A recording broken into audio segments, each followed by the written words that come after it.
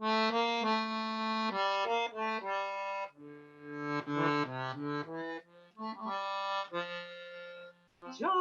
health, love, and peace be all here in this day.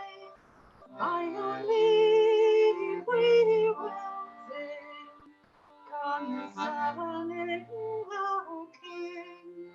Our King is well dressed in clothes of the best, in ribbons so red, no king can compare. We have traveled many miles over hedges unspoiled in search of our King. Unto you we pray. We have powder and shot to conquer the lot.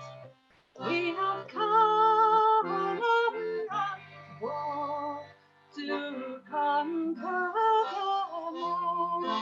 Oh, Christmas is past, Twelfthtide is the last, so we bid you adieu.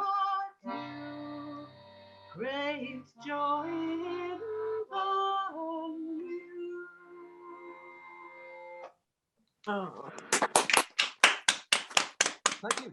Fire and water, truth and falsehood, all shared a house together. They shared not because they were friends particularly, but because it was there and they could make it work. In fact, fire and water took good care to make sure that they stayed quite well apart from each other. One day, the four of them decided they would go hunting. They would go hunting together and they would share equally anything that they caught. Well, they had a fairly lean time of it for the first 2 days. But on the third day, in the middle of a plain, they found a herd of cattle. It wasn't a huge herd, but it was big enough to divide usefully and have a share for each. So they began driving it the long way home, whistling and whooping as they walked to keep the cattle moving. And as they walked, Falsehood looked at the cattle and he thought how much better it would be if there were less of them to have to share. That way there would be bigger shares for each, by which he really meant bigger share for him.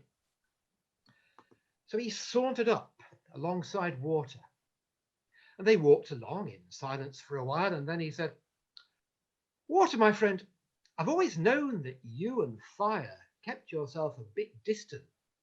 That's appropriate, isn't it?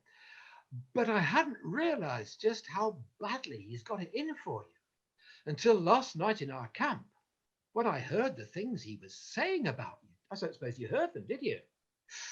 I was shocked. I mean, this is a guy with whom we are sharing a house. He's supposed to be a friend. But, if I tell you what he said. And he leaned a bit nearer and he whispered something quietly. Then he stood back to see the effect. "I can see you're seething," he said to water. "I'd be boiling myself with rage if people said stuff like that about me. And there was worse as well. In fact, I'm thinking, is he a fit person to share a house with, really? Is he even a fit person to share an equal part of these cattle? Now, I'm thinking, water. Oh, yes, I must tell you, by the way, the other stuff he said." And he leaned forward and he whispered a bit more. And while water was still spitting with fury, he said, "I'm thinking that just over there, the trail goes between two great rocks.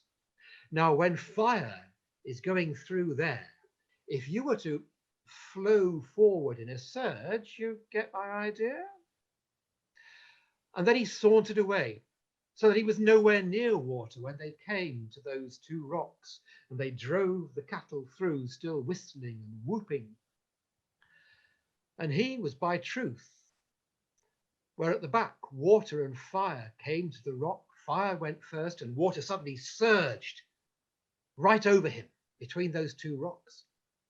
There were some hissings and spitting. And then there was nothing but a scorched, damp patch on the ground where fire had been. "Did you see that?" said Falsehood to Truth.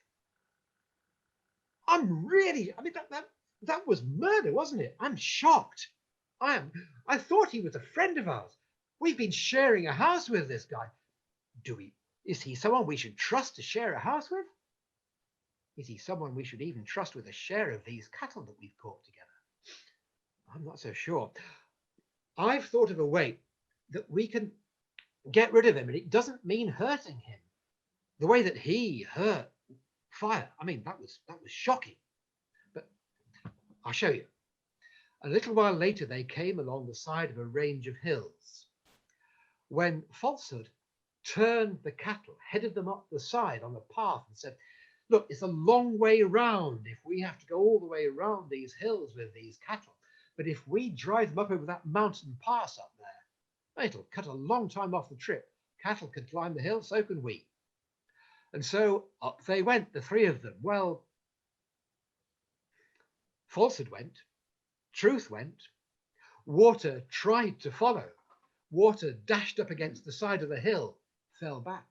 Water brushed up against the rocks, fell back, cascading, bubbling.